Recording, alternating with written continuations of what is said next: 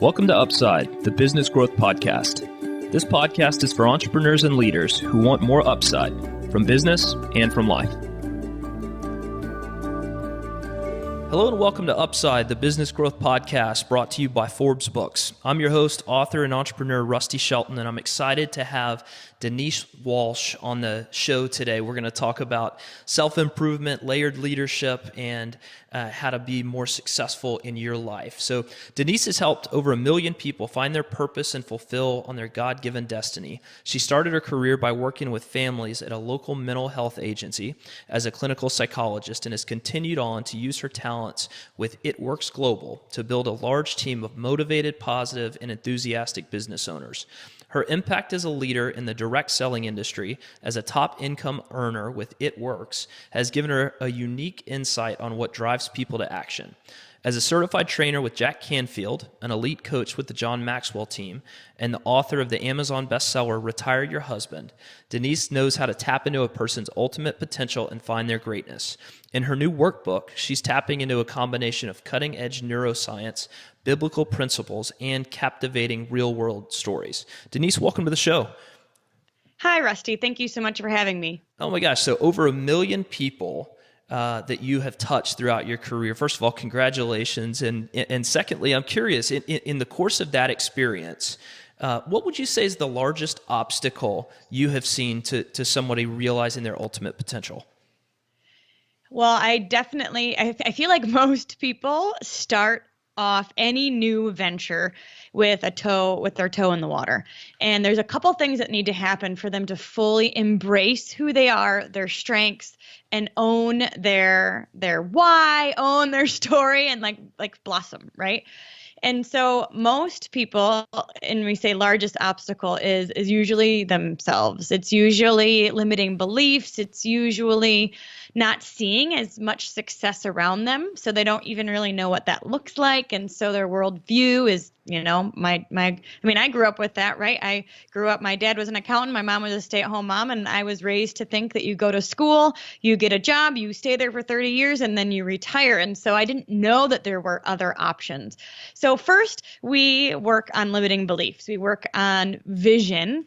And then once you kind of have let go of those limiting beliefs, decided the life and the world that you want, you have the clear vision for getting there, then anything is possible. And I've seen so much transformation throughout the years in this area that once we kind of get over ourselves, we really can do anything. So how do you detox somebody off of those limiting beliefs? As you mentioned, most people grow up in that kind of environment, or a lot of people do. How do you go about kind of retraining somebody to really shed those? First is education. Honestly, I think most people just don't even know. I think that's why so many kids want to be teachers and firemen, right? Because that's what they see, maybe superheroes. But so education is one. There are lots of ways to make money. There are lots of ways to do business. There's lots of ways to be a mom. There's lots of ways to run a family, and it's not just one way. So education is a big part. In our industry, we have to build confidence that our industry is valid and that people make money here. And this is a great way to make money on the side in your own home, and, all of those things. And so education is the first step. And then we also really focus on community, because we know that change is easier when it's done with a community support. So we create a community where we're focused forward and we're focused on dreams, and we can kind of start rearranging those thought patterns. When you experience negativity or a pitfall or whatever, the community can help bring you back up when you ask for help and you kind of connect in that way. And I found that that's really helpful too. Well, I know, you've got quite a bit of experience in the field of neuroscience, and I'm curious, how do you integrate that to what you're doing as you grow your business and lift others up?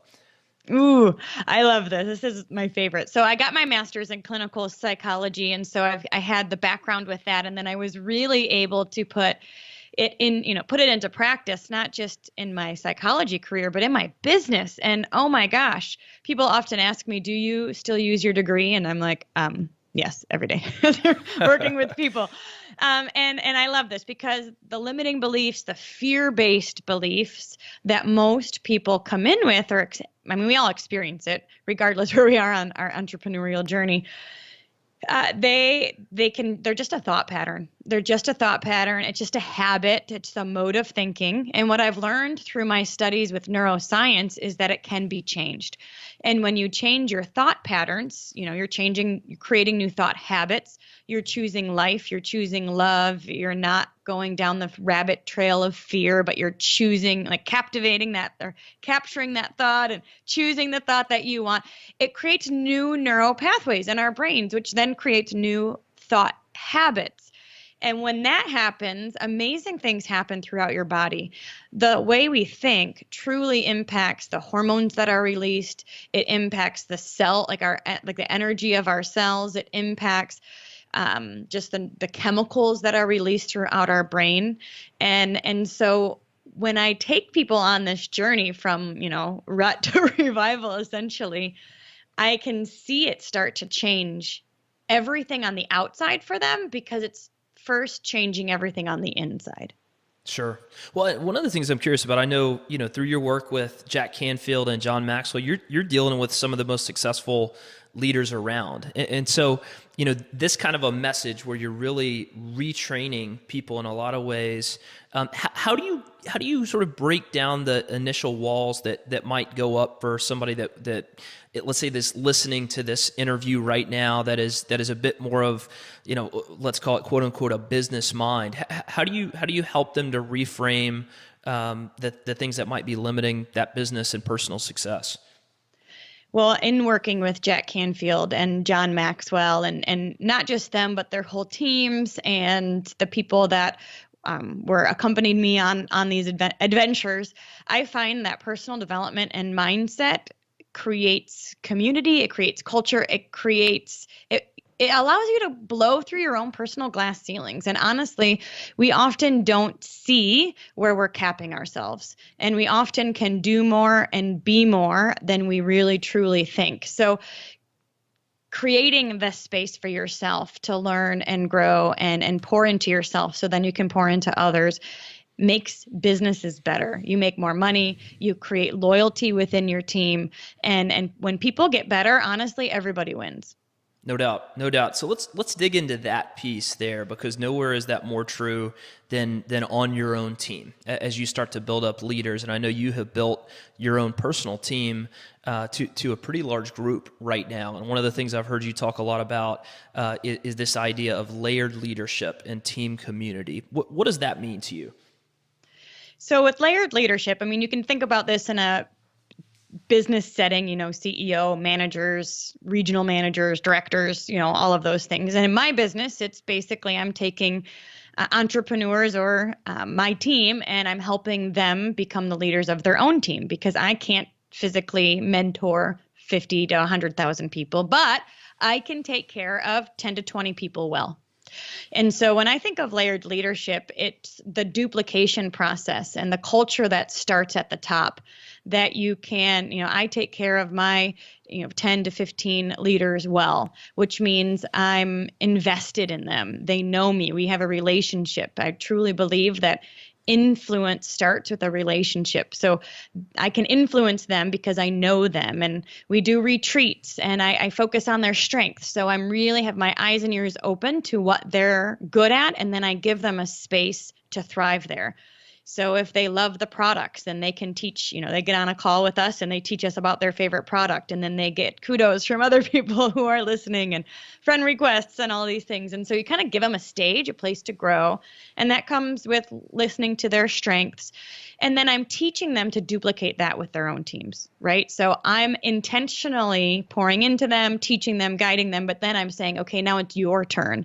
And I'm asking them to duplicate that with their team. And I think that when they feel that sense of community within their own organization, they feel proud, they feel, like they're growing into the leadership position. And then the goal, right, with our industry is that eventually I'll head to the beach. Sure. No doubt. No doubt about that. So that transition though, Denise, where you take somebody from, finding their strengths, what they're really good at, giving them space to do that. But then the inflection point that I found in my career was when you can get that person to them do the same thing for others in the way that you've done it for them. So how do you coach that piece of it?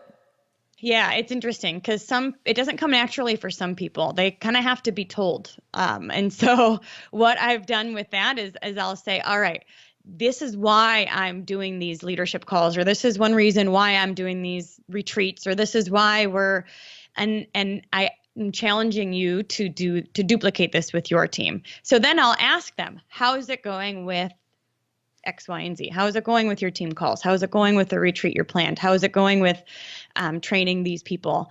How's the community? And I feel like there's some accountability, and then they rise to meet my expectation. But I do think there needs to be a clear expectation because it doesn't necessarily happen on its own. I see, do, teach, right? They see it from me doing it. I'm doing it for them. They experience it, see it. And then they can do it for their own team, and then they can teach it to their leaders to duplicate as well. So we do practice, see, do, teach. I set an expectation. I check in to hold them accountable on that expectation. And most people rise to meet it because we have that relationship, and I do have that influence. Love that. Love that. And as I was going through your bio, Denise, my guess is our audience did a bit of a double take when I gave out the name of your best-selling book, Retire Your Husband. Talk to us. What does that mean? Great question. So Retire Your Husband came because my husband and I are full-time in our network marketing business, and we've been full-time for 8 or 9 years now. And we have found that although our company starts a lot of times with the women getting involved, once the men started to see the dollar signs, and they started to realize, oh my gosh, I don't have to be stuck at my job either.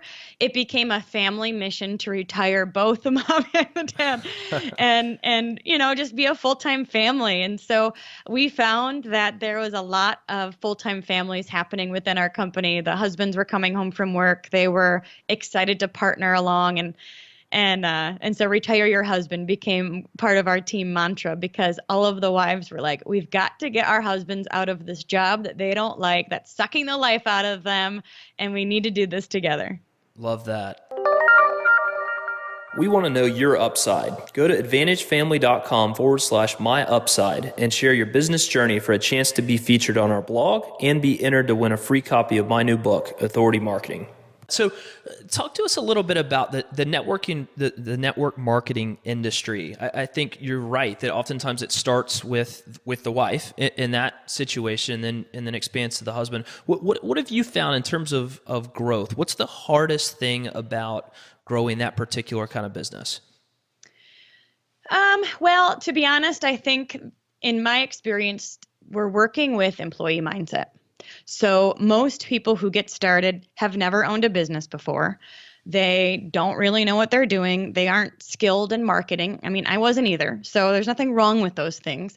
But they come in with an employee type mindset, meaning tell me what to do and I'll do it. Mm-hmm. And so when we're training new distributors, a lot of times we kind of here's a path to follow. Here's what you need to do. Sure. Go do it. And we give them that path to follow until they get their feet wet and grounded and feel like they can try new things on their own, and they've built the mental capacity and strength to do those things. So we're kind of making employees entrepreneurs, and that's an interesting space to be because it doesn't come naturally. Not everybody's a visionary. Not everybody can see what they don't see quite yet. Not everybody has confidence and belief immediately. So we really pour in to our new distributors and help kind of grow those things within them. How soon do you know, Denise, if you can help somebody to make that jump? In other words, how soon do you know if that person is capable of making that jump in terms of mentality? Good question. 4 to 6 weeks.